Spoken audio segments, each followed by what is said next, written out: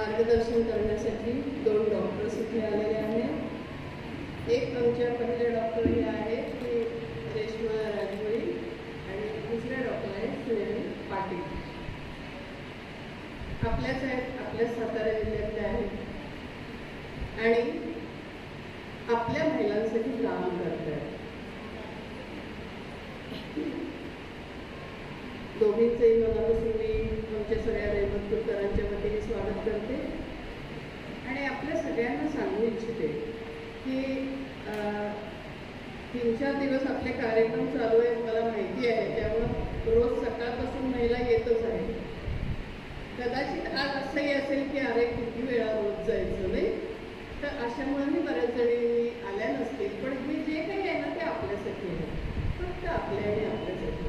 मी मगाशी आमच्या डॉक्टरना म्हटलं की मला असं वाटतं की आपण ज्यावेळेला काही चांगलं करायला जातो त्यावेळेला खूप साऱ्यांना त्याचा उपयोग व्हावा असं वाटतं. कारण हे आयुष्यभर समाजकार्य करत आल्यामुळं मला तेच वाटतं की 10 जणींनी फायदा घेण्यापेक्षा 100 जणींना का होऊ नये असं सतत वाटत असतं. पण तरी देखील आपण सगळेजण आलेले आहात, आपल्याप्रती आत्मीयता व्यक्त करते. गेली अनेक वर्ष दोघी मॅडमने सांगू इच्छिते की जास्त आरोग्यामधून समाजसेवा ही आम्ही बऱ्यापैकी करतो आहोत आणि मग वेगवेगळ्या प्रकारची शिबिरं असतील, हेल्थ चेकअप कॅम्प्स असतील किंवा फ्री चेकअप्स असतील, फ्री ऑपरेशन्स असतील, अशामध्ये आपण अनेक वर्ष काम करतो. आणि आता काही हे वर्ष पूर्ण बऱ्यापैकी जे काही आहे ते महिलांसाठी असा विषय आपण ठेवलेला आहे आणि त्यामुळेच आज आपल्या दोघींना आम्ही निमंत्रित केलेलं आहे. दोनही डॉक्टर्स कॅन्सरमध्ये काम करतात. आज आपल्याला सगळ्यांना माहिती आहे की कॅन्सर व्याधीपासून लांब असावे प्रत्येकाला मनामध्ये वाटत असते की मला कॅन्सर होऊ नये. आणि दुसरा विषय झाला असेल तर काय होईल माझं याने आधीच घाबरतो आपण. भयंकर आहे की आपल्याला भीती वाटते आणि मग आपण काय होतं चेकअप करायला पण पुढे पुढे पुढे पुढे ढकलतो, वेळेत आपण करत नाही. बऱ्याचदा मी मध्ये काही महिला भगिनीशी बोलले त्यावेळेला त्या स्वतःच म्हणाल्या बापरे आम्हाला काय असेल तर असेल तर विचार करण्यापेक्षा काय तुम्हाला नाही आहे पण आपण चेकअप करणं गरजेचं आहे, हे सगळ्यांनी लक्षात घेणं आवश्यक आहे. आता आपण हे जे काही करतो आहोत तर हे कॅन्सर 2 जे आहेत महिलांचे, मेन म्हणजे गर्भाशयाच्या मुखाचा कॅन्सर आणि ब्रेस्ट कॅन्सर, आपल्या सगळ्या माता भगिनींमध्ये प्रचंड सगळ्या गावागावांमध्ये सगळीकडे पसरलेलं आहे. भारतामध्ये कॅन्सरचं प्रमाण प्रचंड वाढलेलं आहे, हे तुम्हाला आम्हाला सगळ्यांना माहिती आहे. अनेक कारणं त्याला आहेत, पण तरी देखील तो होऊ नये असेल तर त्यासाठी काय करावं या सगळ्या गोष्टींची माहिती देण्यासाठी आज आपण या 2 डॉक्टर्सला इथं बोलवलेलं आहे. यानंतर आपल्या सगळ्या बहिणींना मी सांगू इच्छिते की आपण कॅन्सरवर जी लस आलेली आहे ती लस देखील आपण 350 महिलांचं मला वाटतं मुलींचं रजिस्ट्रेशन आहे 18 वर्षाच्या खालच्या. मला वाटतं मॅडम 20 वर्षाखाली चालू शकेल. 20 वर्षाच्या आतल्या मुलींचं आपण फ्री त्यांना वॅक्सिनेशन देणार आहोत. आणि मगाशी तारीख 13 सप्टेंबर. सगळ्यांनी लक्षात ठेवा 13 सप्टेंबरला ज्या ज्या माझ्या मुलींनी, छोट्या मुलींनी, कॉलेजच्या मुलींनी रजिस्टर केलेलं आहे त्यांना 13 सप्टेंबरला आपण ती लस देणार आहोत. एक छोटंसं इंजेक्शन आहे, त्याचा काहीही त्रास होत नाही, उलट आयुष्यामध्ये त्याचा उपयोगच होतो. याही नंतर जर आत्ता बसलेल्या भगिनी आहेत त्यांच्यापैकी कोणी असेल 20 वर्षाच्या आत नाव नोंदवायचे असतील तर आपण एक ऑफलाईन फॉर्म्स आहेत ते भरून घेऊया. त्याच्यामध्ये तुमचे मातांचं कन्सेंट लेटर म्हणजे चालेल द्यायला असं एक लागतं, तर ते सगळ्यांनी परांजपे विद्यालयाकडे तुमच्याकडे कॅन्सरच्या लसचं तर परांजपे विद्यालयातली या ज्या शिक्षिका आहेत त्यांच्याकडे आपण सगळ्यांनी राहिलेल्यांनी नावं द्यायची आहेत. 13 सप्टेंबरला वॅक्सिनेशनचा प्रोग्राम आपल्या इथं होणार आहे. आणि तुम्हाला सगळ्यांना माहिती असायला पाहिजे त्या लसची किंमत 4,000 आहे. काल पण कार्यक्रमात सांगितलं की जी लस 4,000ला जी आपण घेतो ती आपल्या मुलींना, आपल्या नातींना मोफत मिळणार आहे, हे लक्षात घ्या. आणि त्या मुलींना या कॅन्सरपासून वाचवण्याचं आपण एक चांगलं सत्कार्य करणार आहोत. दुसरा विषय एक आहे, मगाशी मी दोघींशी ज्या वेळेला बोलले, आज त्या तुम्हाला लेक्चर देतील, कॅन्सर संबंधात माहिती देतील, जे आपल्याला माहिती नाही ते आपण त्यांच्याकडून ऐकूया. पण त्यानंतर जर तुमच्या माता भगिनीची इच्छा असेल तर 50 तर 50 महिलांचं जर रजिस्ट्रेशन झालं तर त्यांच्या आपण तपासण्या पण करणार आहोत, बेसिक तपासणी. त्यानंतर जर गरज लागली तर काही मशीनचे जे चेकअप असतात ते त्याच्यानंतर केले जातील. तेही आम्ही विनंती केलेली आहे. त्या दोघी स्वतःच म्हणालेल्या आहेत की आपण कन्सेशनल रेटमध्ये आपण थोडंसं सगळ्यांचं करूया. पण सुरुवातीच्या तपासण्या मला वाटते आपण बेसिक करणार ना तपासणी. तर त्यासाठी जर महिलांना इच्छा असेल तर 50 महिलांनी आज जायच्या आधी तिथे नावं द्यावं. मग आपण त्या 50 महिलांचं एक छोटंसं वेगळं कॅम्प घेऊया आणि त्यांच्या तपासण्या आपण करूया. येतं हे वर्ष कॅन्सर विषयक आणि महिलांसाठी, फक्त महिलांसाठी आरोग्यविषयक असं आपण करत आहोत. त्यामुळं काही दिवसांनी हे प्रोग्राम आपल्याकडे होत राहणार. पण आज दोन्ही डॉक्टरांशी बोलल्यामुळं त्यांचीही इच्छा आहे की जर छोटा ग्रुप आम्हाला दिला तर आम्ही तपासणीला येऊ. तर जाताना आपण सगळ्यांनी इथं जरूर आपलं रजिस्ट्रेशन करून जावा, नाव आणि मोबाईल नंबर घेऊन जायचं. ठीक आहे. तुमच्या सगळ्यांच्या प्रती मी आत्मीयता व्यक्त करते. वेळ जास्त न घेता डॉक्टर्सनाच मी विनंती करेन, कारण त्यांनाच पुढचंही सगळं आहे, त्यांचे OPD, त्यांचे ऑपरेशन, त्यांचं सगळं सांभाळून त्या दोघी पण इथे आलेल्या आहेत. त्यांनाही आपल्याला वेळेत रिकामं करायचं आहे. आपल्या सगळ्यांच्या प्रती मी आत्मीयता व्यक्त करते, आभार मानते आणि थांबते. धन्यवाद. जय हिंद, जय महाराष्ट्र.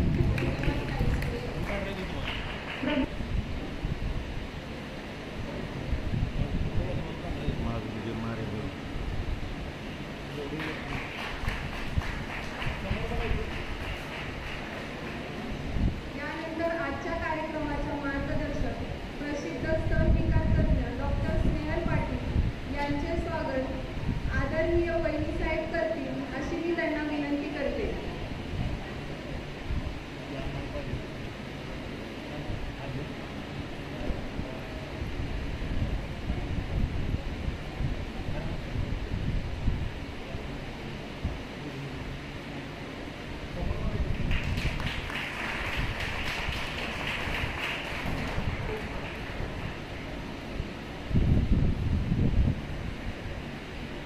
नमस्कार. दुपारी जेवल्यानंतरची वेळ आहे. जागे व्हायचं सगळ्यांनी.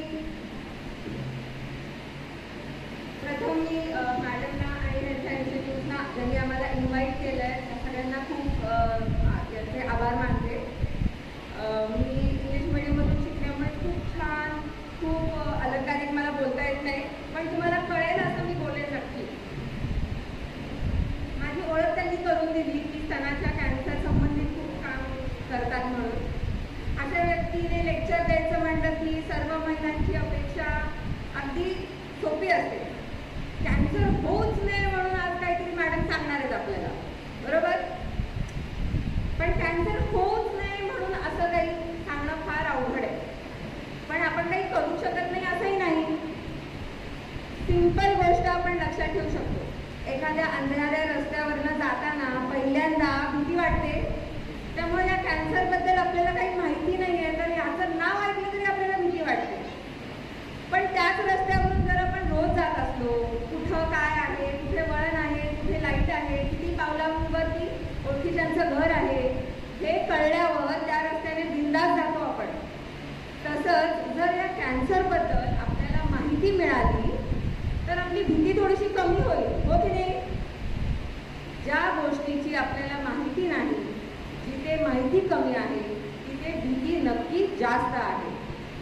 खूप गैरसमज आहेत आपले या कॅन्सर विषयाबद्दल. एकदा कॅन्सर झाला की बराच होत नाही, कॅन्सर हा जीवघेणाच असतो. हे जे गैरसमज आहेत हे की आपण जेवढी जास्त माहिती प्राप्त करू त्याच्याबद्दल तेव्हाच आपले मिटणार आहे.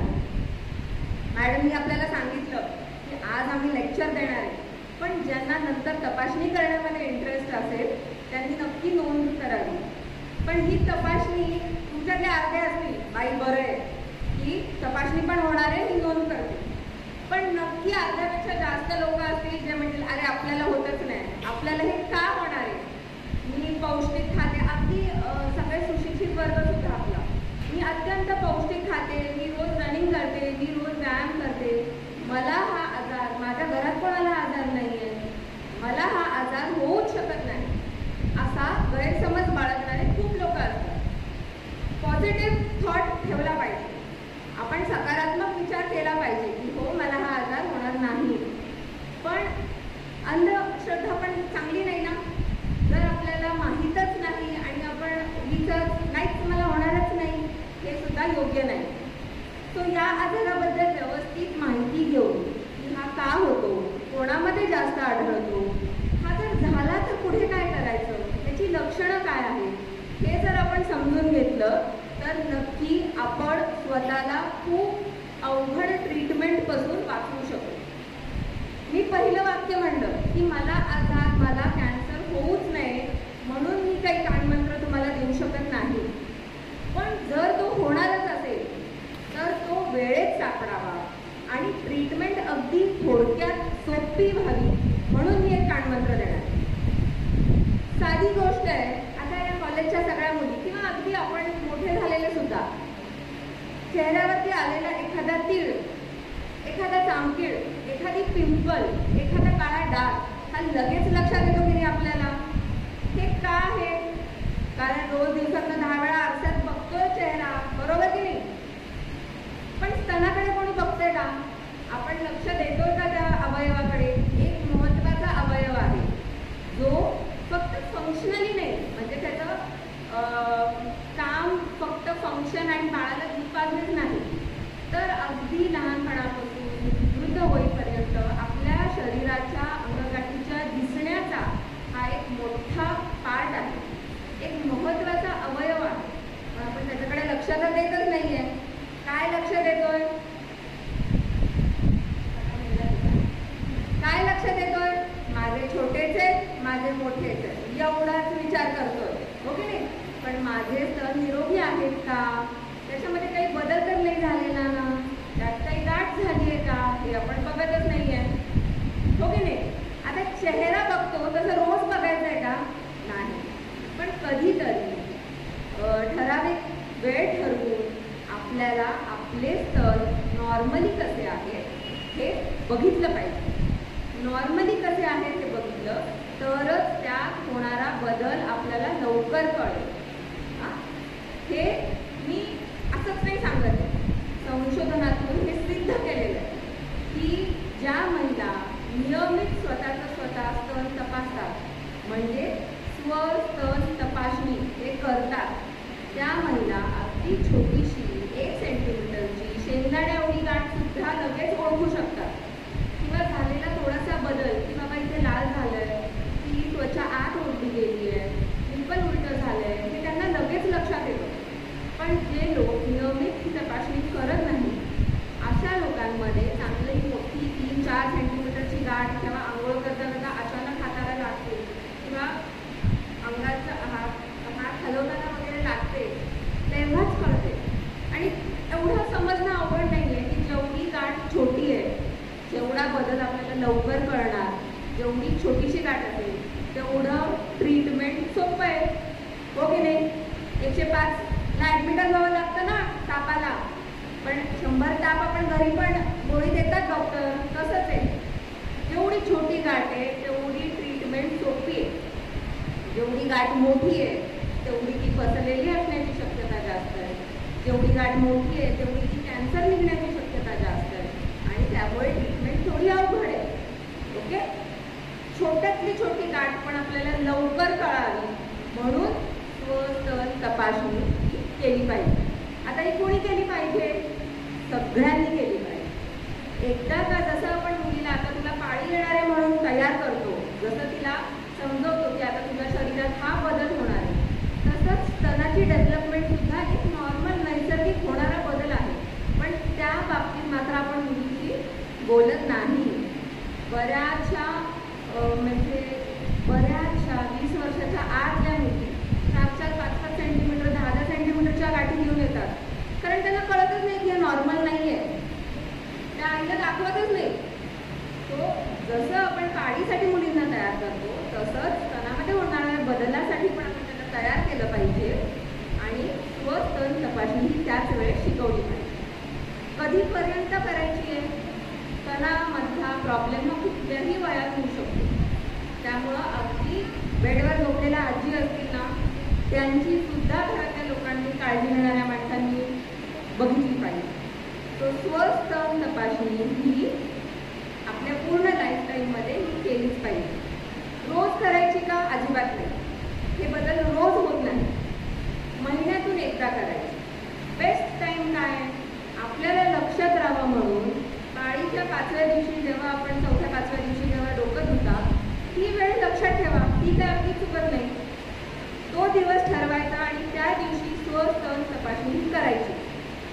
आता काही महिला म्हणजे आमची पाळी गेली, पिशवी काढली, आता मी वृद्ध झाली आहे म्हणून विसरते, मग 6 महिन्यात बघितलं होतं, आता बघितलंच नाही. तसं करायचं नाही. कुठलाही एक दिवस ठरवा. तुम्ही चतुर्थी करता, पौर्णिमा करता, अमावस्येला नारळ फोडतो, 1 तारखेला दुधाचं बिल येतं, तो दिवस ठरवा. महिन्यातला कुठलाही एक दिवस ठरवा आणि स्तन तपासणी ही व्यवस्थित करायची आहे. याने काय होणार आहे त्याचं महत्त्व मी वारंवार सांगते. जेवढा बदल छोटा, जेवढी ट्रीटमेंट लवकर घेऊ तेवढी ट्रीटमेंट सोपी आहे, तेवढे तुम्ही लवकर आणि पूर्ण बरे होणार. ओके, म्हणून स्तन तपासणी ही सगळ्यांनी केली पाहिजे. ती कशी करायची यासाठी तुम्हाला हे पॅम्पलेट दिले. ह्याच्यामध्ये अगदी डिटेल दिले की स्वतःची स्तन तपासणी कशी करायची. सिंपल लक्षात ठेवायचं. उजव्या बाजूचं स्तन डाव्या हाताने तपासायचं, डाव्या बाजूचं स्तन उजव्या हाताने तपासायचं, पूर्ण ब्रेस्ट व्यवस्थित तपासायची, काखेतला भाग तपासायचा, निप्पलमधून काही पाणी येतंय का हे सुद्धा बघायचं. एवढे सिंपल 4 पॉईंट आहेत.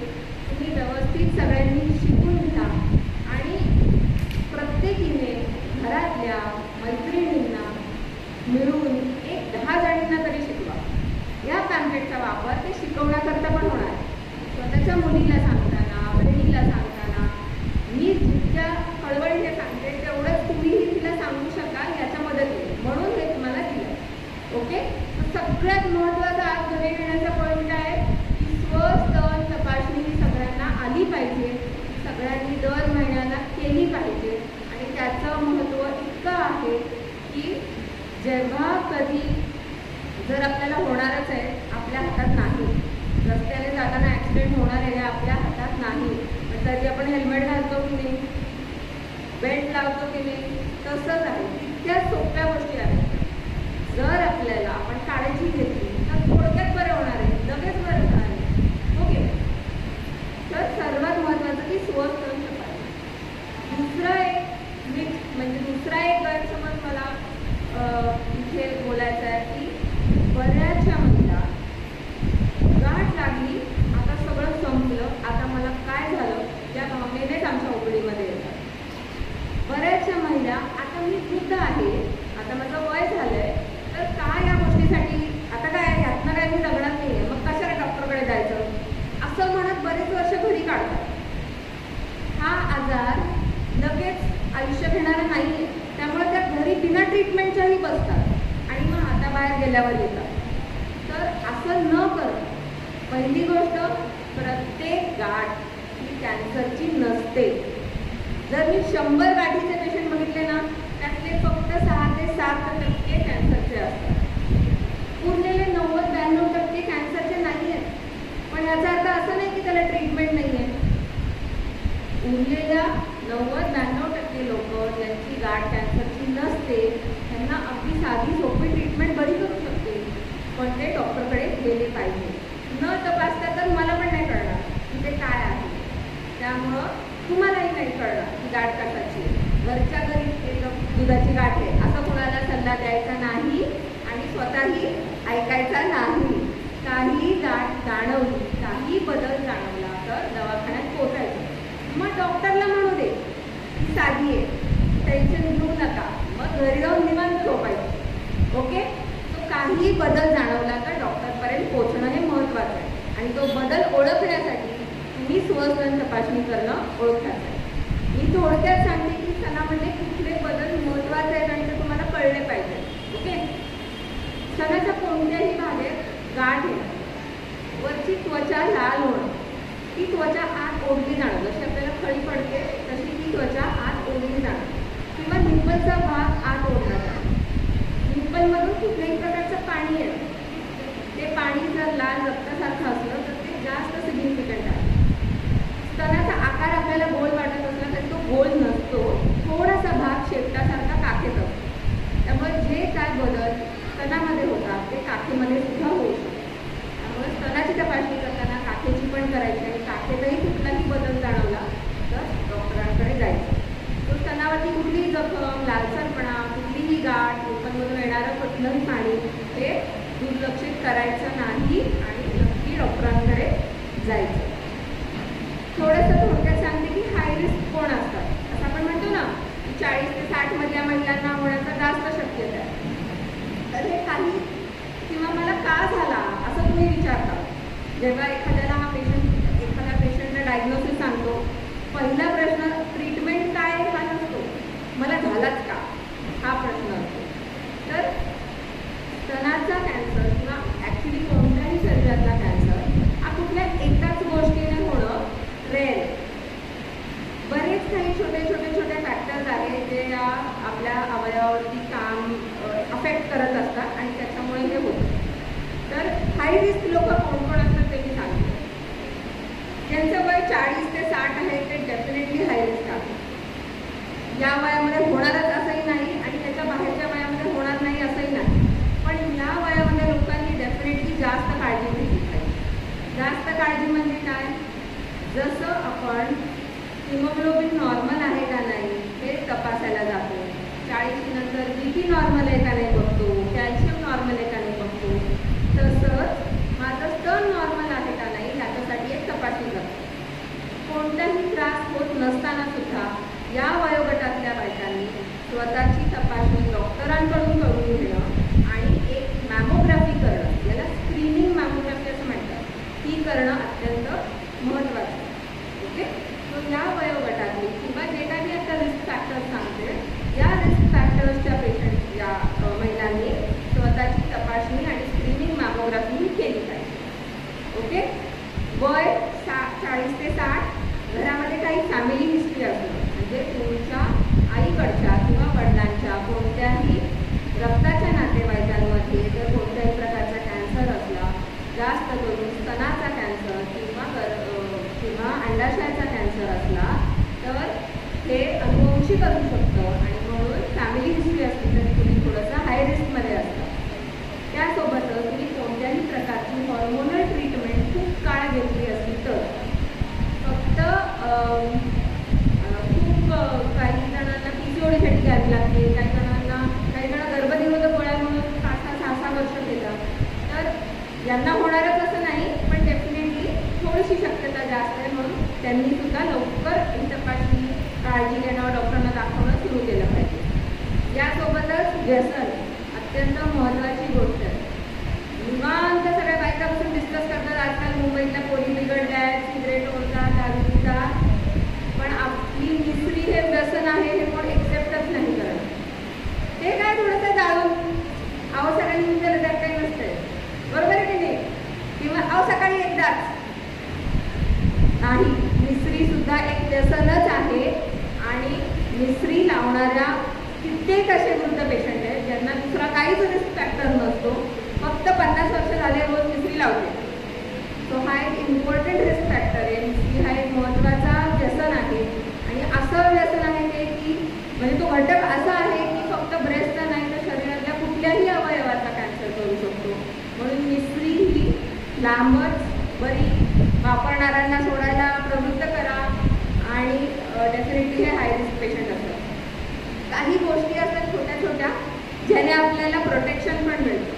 त्यातला महत्त्वाचा विषय आहे जो आत्ता सुरू आहे 1 ऑगस्ट ते 8 ऑगस्ट ब्रेस्ट फिडिंग अवेअरनेस करण्याचा हा सप्ताह मनवला जातो.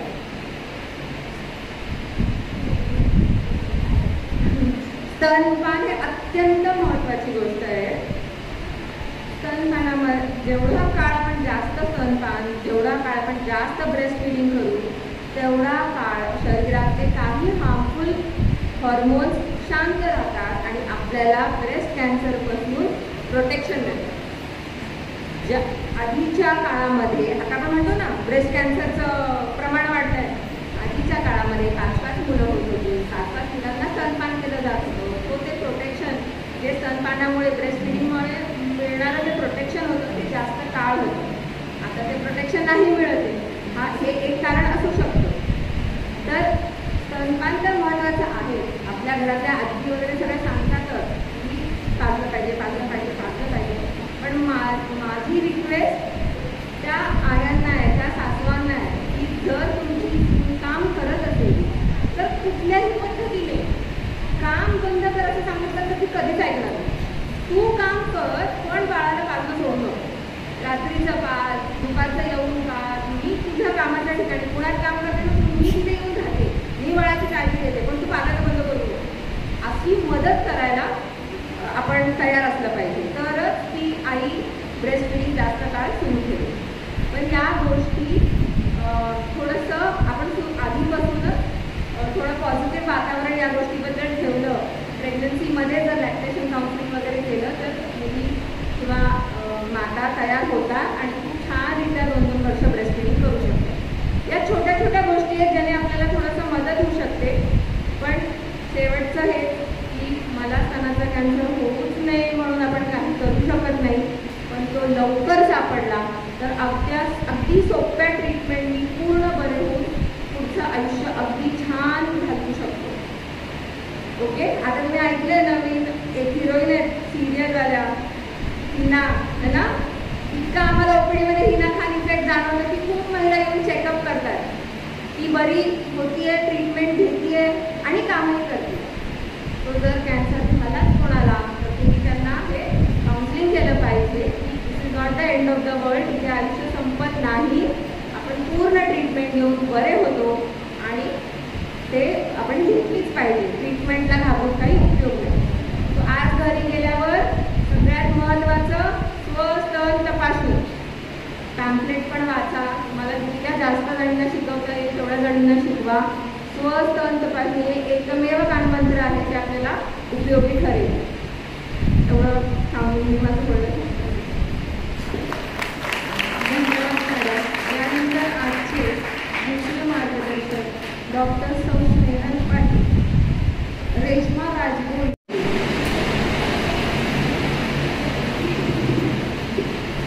नमस्कार. ऐकायला येतं सगळ्यांना. आदरणीय माननीय ताई साहेब, खरं तर त्यांच्या पुढे आणि त्यांच्याबद्दल मी जर काही बोलायचं म्हटलं तर हा 7 वर्षाचा एक कालावधी आहे. 7 वर्षापूर्वी मी इथेच वरती सर्वायकल कॅन्सर स्क्रीनिंगचं आपण पॅक्समियरचा कॅम्प घेतला होता आणि तेव्हापासून मॅडमचं मी काम करते. तसा बर्फाचा खडा होण्याची संधी नेहमी दिलेली आहे, त्याबद्दल मी त्यांची आभारी आहे. मॅडमने खूप छान आत्ता ब्रेस्ट कॅन्सरबद्दल सांगितलं. पहिल्यांदा मी एक सुरुवात करते, एक गोष्ट सांगू. सत्य कथा आहे, माझ्या घरातली आहे. माझं MBBS DNB म्हणजे ऑब्स्टेट्रिक स्त्रीरोग तज्ज्ञ आहे मी आणि मग त्याच्यानंतर मी इन्फर्टिलिटी. सो शिकत असताना पोस्ट ग्रॅज्युएशन करत असतानाची ही गोष्ट आहे. तर गोष्ट आहे म्हणून नाही का, त्यातून तुम्हाला काय घेता येईल ते घ्या आणि ते जर घेतलं तर असंच अजून इथे साधारणपणे एक 150चा क्राऊड आहे. कमीत कमी 1,500 लोकांपर्यंत मला पोहोचलं तर जास्त आनंद होईल असं वाटतं. साधारणपणे 2009 लग्न माझं झालं 2006मध्ये. 2009ची संक्रांत होती. शिकत असताना मला कुठलाही सण वार असं काही नसतं, पण अनायसे सासूबाईसोबत होत्या. संक्रांतीला सुट्टी मिळाली, आम्हाला सुट्टी नाही मिळाली, असे कॉल्स असतात. सुट्टी मिळाली. आई म्हणाला आता तू ह्यावेळी माझ्यासोबत ओळसा आपण करूया वाण विकूया. म्हटलं ठीक आहे. मी पण खूप खुश होते, कारण माझ्या लग्नातल्या साड्यांना पण हवा लागली नव्हती. दागदागिने तर प्रश्नच येत नाही. So I was very happy. सकाळी सकाळी उठून लगेच शिकवांत मी पण सजले, गळ्यातलं सगळं कधी ना कधी घातलेलं, कानपदराची साडी वगैरे घालून गेले. तिथे मग पाहुण्या बरेचसे नातेवाईक पण होत्या. मंदिरात आपण ओसा हे करतो. सो मग ती बोरं उसं सगळं हे घेऊन आपण जातो. तो भाग वेगळा.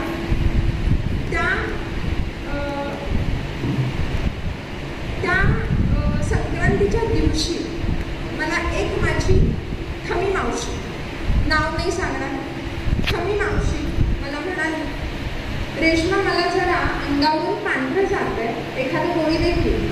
मी तिला म्हटलं, अगं मावशी, असं पांढरं अंगावरून जाण्याला एखादी गोळी नसते गं.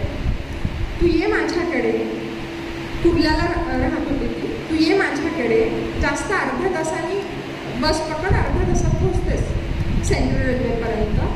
मी तुझी आतूनचा तपास करून देते आणि मग आपण त्याची ट्रीटमेंट करूया. वय वर्ष 35, 3 लेकरं होती पदरी. हा जानेवारी 14चा सण. त्याच्यानंतर मीही माझ्या कामात गुरफटले गेले. तीही नंतर विसरून गेली. मध्ये तिने कुठेतरी दाखवलं नाही दाखवलं मला माहीत नाही, कारण तसं थोडं नातेवाईक म्हटलं की डे टू डेमध्ये आम्ही नव्हतो. एका दिवाळीच्या सुट्टीमध्ये मला एक फोन आला तिच्या बहिणीच्या हजबंडचा, की ठमी मावशीचं गावाकडे ऑपरेशन केलं. ते ऑपरेशन अर्धवट झालंय. ते सांगतात आहे की पिशवी काढू शकत नाही आणि ऑपरेशन पोट कट केलं आणि परत तसंच बंद केलंय. काढायचा प्रयत्न केला, अर्धवट काढलं. सो माझ्या आणि माझ्या नवऱ्याच्या पायाखालची जमीन सरकली.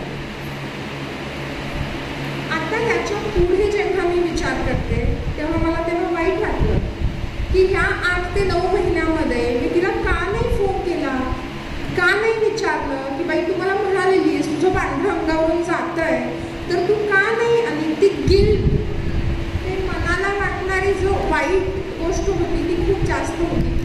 दिवाळीच्या सुट्टीत मग मी गावी आले, तिला भेटले, तेव्हा असं लक्षात आलं की ऑपरेशनमध्ये अर्धवट ऑपरेशन झाल्यामुळं व्हसायको व्हजायनल फिस्चुला म्हणजे लघवीची जागा आणि संबंधांची जागा एक होऊन लघवी संबंधाच्या वाटेत कंटिन्युअसली तिला येत होती. त्याच्यानंतर तिचा टाटाला मला मी शिफ्ट करून तिची ट्रीटमेंटचा प्लॅन आउट केलं, आतूनचं रेडिएशन वगैरे. पण दुर्दैवाने ती त्याच्यापेक्षा जास्त 4 ते 5 महिन्याच्या पुढे ती राहू शकली नाही. From that day 2009 yearly me awareness camps घेते मॅडम, आणि ते माझ्या ठमी मावशीसाठी आहे की तशी परत ठमी मावशी होऊ नये म्हणून आपण काय करू शकतो त्याच्याविषयी आपण बोलायचं. कारण 3 लेकरं सोडून आपण जातोय आणि आपली ती चूक आहे. कारण जसं मॅडमनी पण आता सांगितलं की स्टेज 1, 2 ॲब्सोल्यूट क्युअर होऊ शकते, पूर्णपणे बरा कॅन्सर होऊ शकतो. इव्हन 3-4 जरी असेल आणि ऑपरेशनच्या पलीकडची स्टेज जरी असेल तरी गर्भाशयाच्या मुखाच्या कॅन्सरमध्ये किमोथेरपी आणि रेडिओथेरपीमुळे जवळजवळ मोर दॅन 95% सर्वायवल रेट आहे. म्हणजे 95% महिला जास्त दिवस जगू शकतात 5 वर्षांपेक्षा. सो ही गोष्ट खरी आहे आणि ती मला आज तुम्हाला सांगावीशी वाटते. मग का होतो हा, काय आहे गर्भाशयाच्या मुखाचा कॅन्सर हा का होतो? तर आपल्याला सगळ्यांना आता व्हायरस ऐकून नाही झालेलं कोरोनामुळे, बरोबर. So HPV human papilloma virus जो आहे त्याच्यामुळे सर्वायकल कॅन्सर होतो. एक सुदैवाची गोष्ट अशी आहे की हा जो सर्वायकल कॅन्सर आहे, जेव्हा हा HPVचं इन्फेक्शन होतं आणि सर्वायकल कॅन्सर ह्याचा मधला जो कालावधी आहे तो जवळजवळ 10 ते 20 वर्षाचा असू शकतो. आणि जर ह्या 10 ते 20 वर्षांमध्ये आपण जर त्याला ओळखू शकतो आणि प्री कॅन्सरस स्टेज म्हणजे कॅन्सर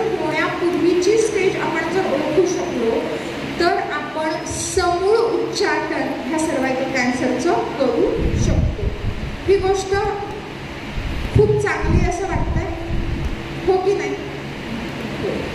सो आपण हे कधी करायला पाहिजे तर कुणाला काहीही त्रास असो नसो, वयवर्ष 35 नंतर प्रत्येक 3 वर्षातून एकदा आतूनचा तपास आणि पॅप्समियर म्हणजे गर्भाशयाच्या मुखाचं पाणी घेऊन ते तपासायला देणं. त्याच्यामध्ये काही पेशी कॅन्सरच्या दिसतात आहे का हे बघणं आवश्यक आहे.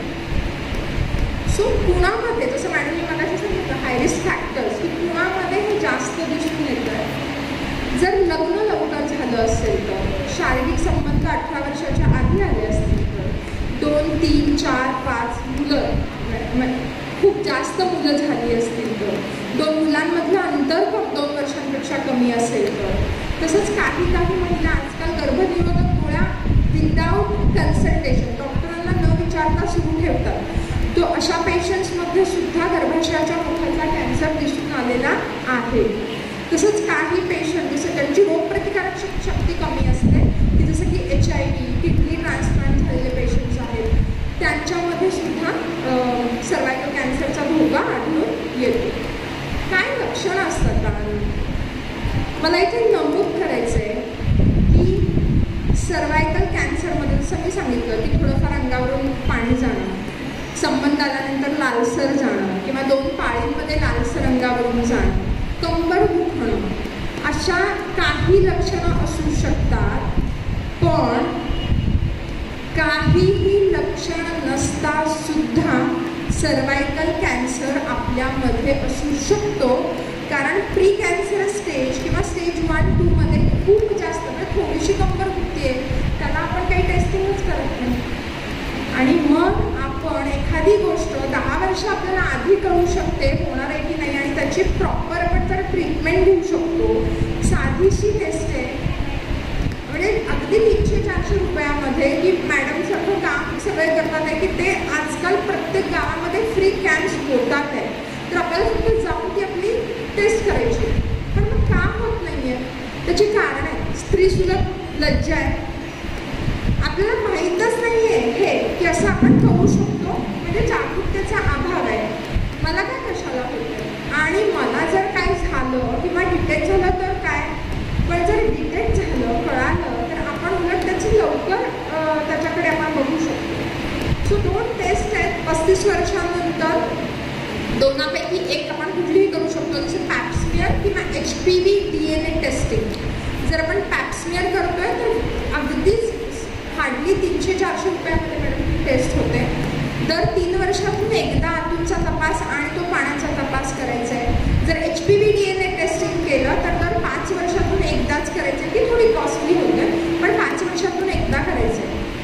आपण पार्लरवरती पण खर्च करतो, आपण आपल्यावरती का नाही खर्च करायचा असं मला वाटतं. एखाद्या दिवाळीला साडी नका घेऊन चालेल, आपण ती टेस्ट करूया असं म्हटलं तर काही बिघडणार नाही असं मला वाटतं. सो जर आपण योग्य दिशेने जर गेलो तर समूळ उच्चाटन सर्वायकल कॅन्सरचं होऊ शकतं. की आत्ता सध्या मी साधारणपणे एक 7 मिनिटं झालं बोलते आहे, प्रत्येक 7व्या मिनिटाला एका स्त्रीचा मृत्यू सर्वायकल कॅन्सरमुळे भारतामध्ये होतोय. बरोबर आहे? दर तासामध्ये 7 महिला सर्वायकल कॅन्सरमुळे त्यांचा मृत्यू होतोय.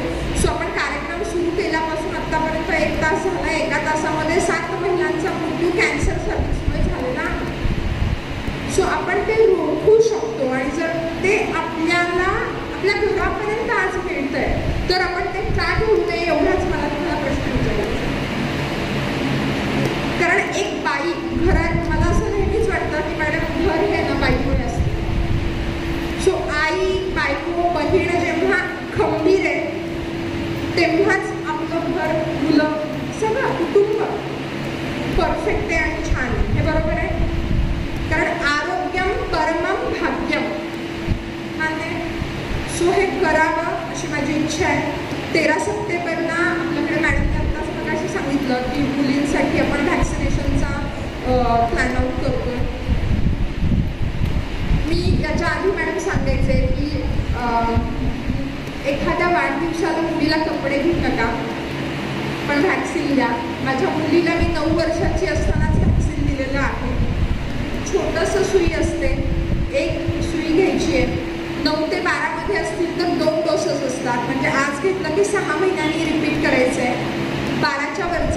वय असेल तर 3 डोसेज असतात. आज घ्यायचं, 1 महिन्यानंतर एक घ्यायचं आणि 6 महिन्यानंतर एक घ्यायचं. खूप असं हॉटेलिंगला गेलो की आपण असं 1000-2000 रुपये घालतो, मग ते 4000 रुपये असेच आपण त्याचा यूज करू शकतो. IAP इंडियन असोसिएशन ऑफ पिडियाट्रिक्स आणि इव्हन गव्हर्नमेंट ऑफ इंडिया, कदाचित ते आता गव्हर्नमेंटमध्ये पण येईल, पण ह्या सगळ्या पॉलिसीज ह्या सगळ्या थोडासा वेळ जाऊ शकतो. पण तोपर्यंत आपल्याला एक संधी आहे की आपल्या मुलींना त्याच्यापासून वाचवण्यासाठी, आणि त्याचा संधीचा खरंच तुम्ही लोकांनी लाभ घेतला गेला पाहिजे. छोट्या छोट्या गोष्टी असतात, खूप महत्त्वाच्या असतात. तसंच मॅडमशी माझं थोडंसं बोलणं झालेलं की जेव्हा मी सर्वायकल कॅन्सरविषयी बोलते तर मी मानसिक आरोग्याविषयी बोलण्याचं चान्स नाही सोडलं. आता दुसरा माझा पॉईंट,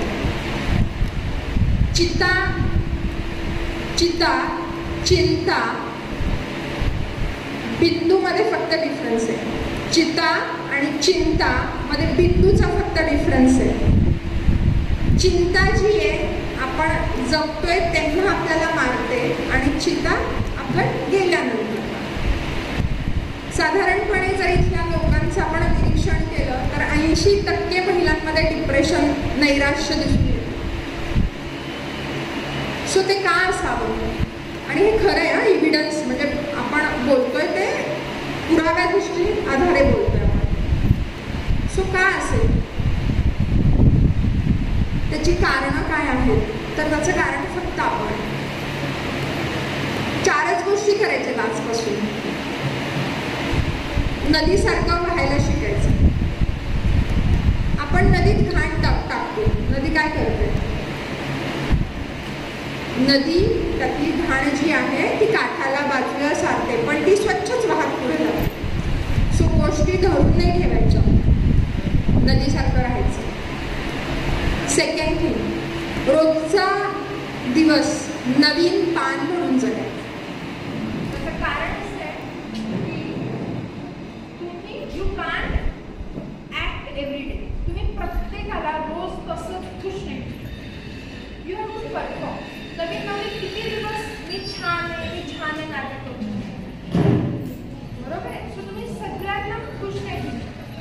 आणि प्रत्येकाचा चष्मा आयुष्याकडे बघण्याचा वेगळा आहे. म्हणजे मला लाल रंग आवडतो, काही साहेबांना पांढरा आवडतो. ते आपण बदलू शकणार आहे का? सो आपण आपल्याला पटेल, कोणालाही दुःख न देता तसं वागायला शिकायचं. कारण आपण प्रत्येकाच्या चष्म्यात आपण जीवन जगू शकत नाही. नैराश्य जर कमी झालं तर खूप गोष्टी सुकर होणार आहेत. आणि सगळ्यात मोठी गोष्ट, मी इन्फर्टिलिटी प्रॅक्टिस करते, म्हणजे वंधत्वाचं प्रमाण वाढलेलं आहे. मी ते कापली करते. साधारण 100 महिला बाकी सगळ्या मुली येतात. 3 प्रश्न मला मी विचारणं बंद करा. मुलं किती? 2 मुलीच का? मग मुलगा नाही का? नका विचार. का विचारायचं? तरी आपल्याला काय फायदा होतो? त्या मायमाऊलीच्या डोळ्यात किंवा आपण हृदयात तलवार उचलत असू तर ते योग्य आहे का? नका विचारू ना. आपल्या ताटात खूप वाढलेलं असतं. हा मी मॅडम हे आउट ऑफ द वे आहे, पण मी जिथे जिथे जाते, कारण ही गोष्ट आपल्याला कळत नाही. आपल्याला दुखवायचं नसतं म्हणून, पण आपल्याला ते समजत नसतं म्हणून आलं. सो मॅडमचं जर मी काम बघितलं तर मॅडम इट इज रिअली ॲप्रिशिएबल. कारण हे रूट लेवल म्हणजे तळागाळातल्या महिलांपर्यंत पोहोचायला मिळणं आणि तिथेपर्यंत पोहोचून आपण काम करणं ही एक खूप मोठी भाग्याची गोष्ट आहे. मुलींच्या बाबतीत मी एक सांगते, कारण की मुली आहेत थोड्याशा अडोलेसेंट एज ग्रुप जो असतो त्याच्यामध्ये थोडंसं पांढरं अंगावरून जाणून मुली आमच्याकडे येतात. आया येतात मॅडम, तिला पांढरं अंगावरून जात आहे, काही घाबरायची तर गरज नाही. तर नाही, शक्यतो नाही. हॉर्मोनल चेंजेसमुळे थोडंफार पाणी लावू शकतं. थोडंसं जर खाज येते तर मग डॉक्टरांचा सल्ला घेणं गरजेचं आहे, कारण इन्फेक्शन होऊ नये म्हणून. कारण परत पुनरुत्पादक मार्गाचं इन्फेक्शन, संसर्ग हे आपल्याला टाळायचं असतं. PCODचा त्रास मुलींमध्ये वाढलेला आहे. सो बाळांनो, व्यायाम खूप महत्त्वाचा आहे. बेकरी प्रोडक्ट्स खायचे नाहीत. रोज केक, समोसा, वडापाव खायचे खायचा नाही, खूप महत्त्वाचं आहे. आणि रोज व्यायाम करायचा. तसंच इथे थोडा पेरिमेनोपॉजल एज ग्रुप पण आहे, पाळी जाण्याचं वय, त्याच्यातले जे काही इश्यूज असतात. अर्धा तास चाला, अर्धा तास रोज चाला, हाडं ठिसूळ होणं थांबतं त्याच्यामुळे. कॅल्शियम रिच डाएट घ्या की ज्याच्यामध्ये शेवगा, कोबी, दुधाचे पदार्थ. दूध मला आवडत नाही हा तर डायलॉग एवढा पाठ झाला आम्हाला आता ओपीडीत बसून बसून की आपल्या ताटात मेथीची भाजी इतकीशी येईपर्यंत थांबू नका. आपलं ताट पहिला करा, तुम्ही जास्त काम करत असता. मेथीची एक जुडी केली की आपल्यापर्यंत शेंग्याची भाजी केली की शेंग्याच्या शेंगा माझ्या तर पोरांच्याच ताटात सगळ्या जातात कारण त्यांना आवडतात. मग आपल्या आधी 4 काढून ठेवा ना. काय बिघडलं? कुणी म्हणणार नाही तुम्हाला स्वार्थी आई आहे म्हणून. कारण आपण स्ट्रॉंग आहोत तरच आपण मोठे म्हणणार. पोहे चहा आपल्याकडे मॅडम पाहुणे आले की पोहे चहा कॉम्बिनेशन आहे. पोह्यामधलं आयर्न जे आहे ते चहातलं टॅनिन आयर्न ॲब्सॉर्बच शरीरात यूज देत नाही आहे. आपण काय करतो? पोहे खातो, 5व्या मिनिटाला चहा आतमध्ये कुठून करून घोटून टाकतो की मग ते आयर्न जे आहे, मग ॲनिमिया इतका वाढलेला आहे की HB 7, 4, 2, 5, 8 असं आहे ना. सो काही छोट्या छोट्या गोष्टी आहेत की त्या आपल्याला बघणं गरजेचं आहे. आज मॅडमचं जे उद्देश आहे की जसं गव्हर्नमेंटचा उद्देश आहे 2030पर्यंत सर्वायकल कॅन्सरचं आपण समूळ उच्चाटन करायचं आहे. आपल्याकडे 1 वर्ष आहे, पंचकृतीतल्या सगळ्या महिलांपर्यंत हे करू दे आणि आपण त्याच्याकडे खूप सिरियसली त्या गोष्टीकडे आपण बघूयात. कारण आपण प्रत्येकाची जबाबदारी आहे ना स्वतःने घेतली पाहिजे. आपल्यासाठी कोणी करावं नाही, आपण आपली जबाबदारी घेतली पाहिजे. कारण you have to listen to your own body. आपण आपल्या शरीराचं आपण ऐकलं गेलं पाहिजे. शरीर काय सांगत आहे आपल्या शरीराची काळजी आपण घेतली गेली पाहिजे. कारण मला पण नेहमी असं वाटतं की मुलगी म्हणून मी जेव्हा जन्माला आले तर I am the god's beautiful creation. मला प्राऊड फिलिंग आहे. We are beautiful creation of god. आणि मग आपण आपल्यालाच काय त्रास द्यायचा दिवसभरात, बरोबर आहे? सो ह्या छोट्या छोट्या गोष्टी मला असं वाटतं की आपल्याला आयुष्यात पुढे जाण्यासाठी खूप फायदेशीर ठरतील. एवढंच बोलून मी पुन्हा एकदा ताईंची खूप आभारी आहे की त्यांनी मला इथे बोलण्याची संधी दिली आणि तुम्ही सगळ्यांनी अगदी पेशंटली इथे येऊन ह्या कार्यक्रमाचा पण लाभ घेतला. पुन्हा एकदा ताई धन्यवाद.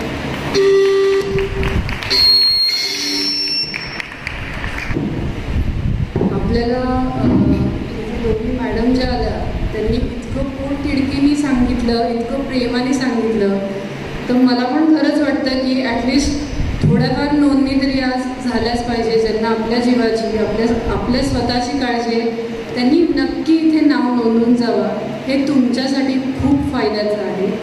दुसरं, आत्ता ज्या पण माहिती आपल्यापर्यंत पोहोचल्या किंवा आपल्याला त्यातलं काही समजलं नसेल, थोडंफार कन्फ्युजन झालं असेल, इथे फक्त आपणच आहोत सगळे, कुणी दुसरं परकं नाही आहे. कोणाला काहीही मनात शंका असतील तर मॅडम समर्थन करायला इथे आहे. आपण एक 10 मिनटं त्यांचे अजून घेऊया. ते देतील नक्की मला वाटतं. काही तर नाही.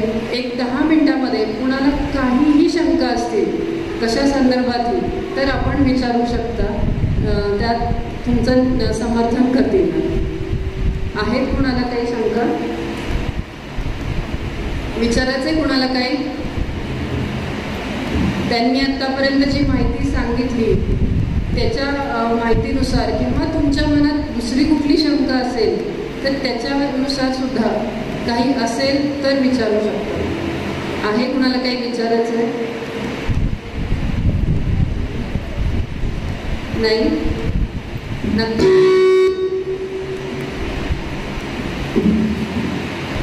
ठीक आहे. थँक्यू.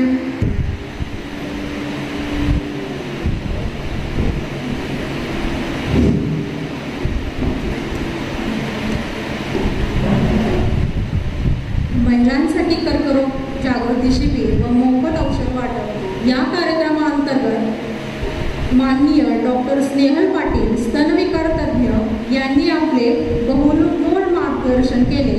त्याबद्दल मी प्रथमतः त्यांचे मनपूर्वक आभार मानते.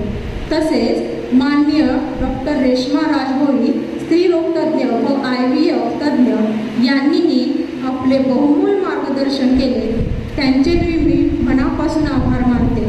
तसेच आमच्या प्रेरणास्थान असणाऱ्या व आमच्या सर्वेसर्वा माननीय असो चित्रलेखा माने कदम ताईसाहेब यांनी महिलांसाठी कर्करोग जागृती शिबिराचे आयोजन करून महिलांच्या समस्या व त्यांचे निराकरण केले, त्यांचेही मी मनपूर्वक आभार मानते. तसेच माऊली एज्युकेअरच्या डायरेक्टर माननीय सो प्रियांका कदम याही इथे उपस्थित राहिल्या, त्यांचे मी आभार मानते. तसेच इतर शाखेतील प्रमुख येथे उपस्थित राहिले, त्याबद्दलही त्यांचे मी आभार मानते. तसेच आपण सर्व महिला भगिनी बहुसंख्य संख्येने इथे उपस्थित राहिला, आपलेही मनापासून आभार मानते. तसेच शिक्षिका, शिक्षकेतर कर्मचारी, पत्रकार, फोटोग्राफर, साऊंड सिस्टीम आणि इथे हॉल उपलब्ध करून दिल्याबद्दल त्यांचेही मी आभार मानते. निश्चितच या शिबिराअंतर्गत महिलांच्या समस्या व त्यांचे निराकरण झाले असेलच व सर्व महिला भगिनी याचा लाभ घेतील. तसेच या शिबिराअंतर्गत मी सर्वांप्रती आत्मीयता व्यक्त करते व हा कार्यक्रम संपन्न झाला असे जाहीर करते. त्यानंतर वॅक्सिनेशन प्लॅन जो आहे तो 13 सप्टेंबरला आपण इथं आयोजित करत आहोत. तर सर्व महिला भगिनींना मी नम्र विनंती करते, त्यांनी या शिबिराअंतर्गत जे बहुमोल मार्गदर्शन मिळाले आहे त्याचाही लाभ घ्यावा. धन्यवाद.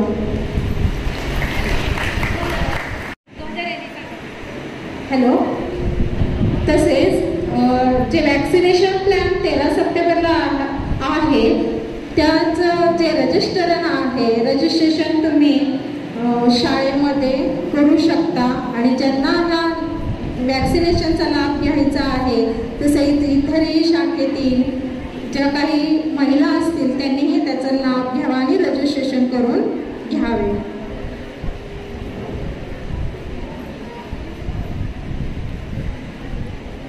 तसेच उद्या 2 व्हीलर रॅली आहे, ज्यांना भाग घ्यायचा असेल त्यांनीही या रॅलीसाठी 9 वाजता रॅलीसाठी उपस्थित राहावे.